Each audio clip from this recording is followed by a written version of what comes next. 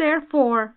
When Mordecai learned all that had been done, Mordecai tore his clothes and put on sackcloth and ashes, and went through the city, wailing with a loud and bitter cry.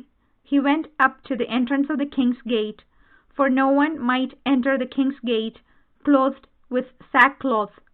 In every province, wherever the king's command and his decree came, there was great mourning among the Jews, with fasting and weeping and lamenting, and most of them lay in sackcloth and ashes. When Esther's maids and her eunuchs came and told her, the queen was deeply distressed. She sent garments to clothe Mordecai, so that he might take off his sackcloth, but he would not accept them. Then Esther called for Hathach, one of the king's eunuchs, who had been appointed to attend her, and ordered him to go to Mordecai to learn what was happening and why. Hathach went out to Mordecai in the open square of the city in front of the king's gate, and Mordecai told him all that had happened to him, and the exact sum of money that Haman had promised to pay into the king's treasuries for the destruction of the Jews. Mordecai also gave him a copy of the written decree issued in Susa for their destruction, that he might show it to Esther, explain it to her, and charge her to go to the king to make supplication to him and entreat him for her people. Hathach went and told Esther what Mordecai had said. Then Esther spoke to Hathach and gave him a message for Mordecai, saying, "All the king's servants and the people of the king's provinces know that if any man or woman goes to the king inside the inner court without being called, there is but one law: all alike are to be put to death. Only if the king holds out the golden scepter to someone may that person live. I myself have not been called to come into the king for 30 days. When they told Mordecai what Esther had said, Mordecai told them to reply to Esther, "Do not think that in the king's palace you will escape any more than all the other Jews. For if you keep silence at such a time as this, relief and deliverance will rise for the Jews from another quarter, but you and your father's family will perish. Who knows? Perhaps you have come to royal dignity for just such a time as this." Then Esther said in reply to Mordecai, "Go, gather all the Jews to be found in Susa, and hold a fast on my behalf, and neither eat nor drink for 3 days, night or day. I and my maids will also fast as you do. After that I will go to the king, though it is against the law, and if I perish, I perish." Mordecai then went away and did everything as Esther had ordered him. Esther Chapter 4C. Then Mordecai prayed to the Lord, calling to remembrance all the works of the Lord.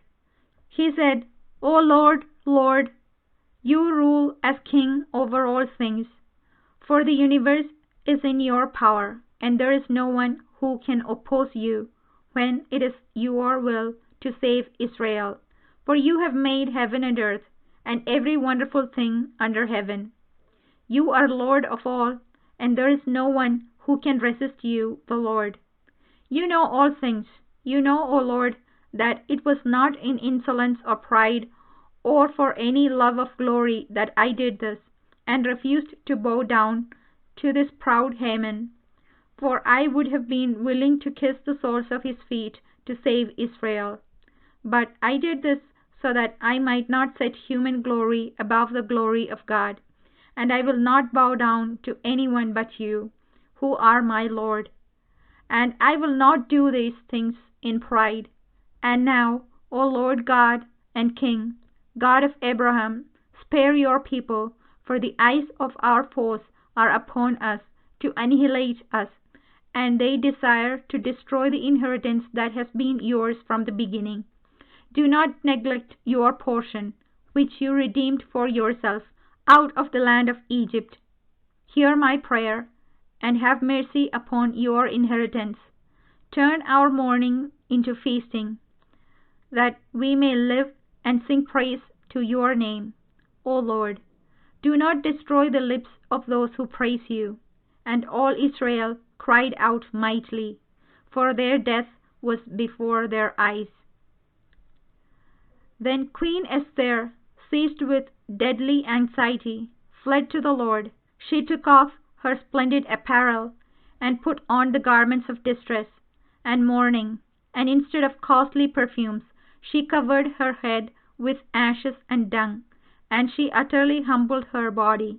Every part that she loved to adorn, she covered with her tangled hair. She prayed to the Lord God of Israel and said, O my Lord, you only are our King.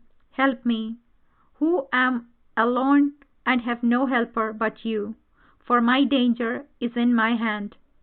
Ever since I was born, I have heard in the tribe of my family that you, O Lord, took Israel out of all the nations, and our ancestors from among all their forebears, for an everlasting inheritance, and that you did for them all that you promised. And now we have sinned before you, and you have handed us over to our enemies, because we glorified their gods. You are righteous, O Lord. And now they are not satisfied that we are in bitter slavery, but they have covenanted with their idols to abolish what your mouth has ordained, and to destroy your inheritance, and to stop the mouths of those who praise you, and to quench your altar and the glory of your house, to open the mouths of the nations for the praise of vain idols, and to magnify forever a mortal king. O Lord, do not surrender your scepter to what has no being, and do not let them laugh at our downfall, but turn their plan against them, and make an example of him who began this against us. Remember, O Lord, make yourself known in this time of our affliction, and give me courage, O King of the gods, and Master of all dominion. Put eloquent speech in my mouth before the lion, and turn his heart to hate the man who is fighting against us, so that there may be an end of him, and those who agree with him.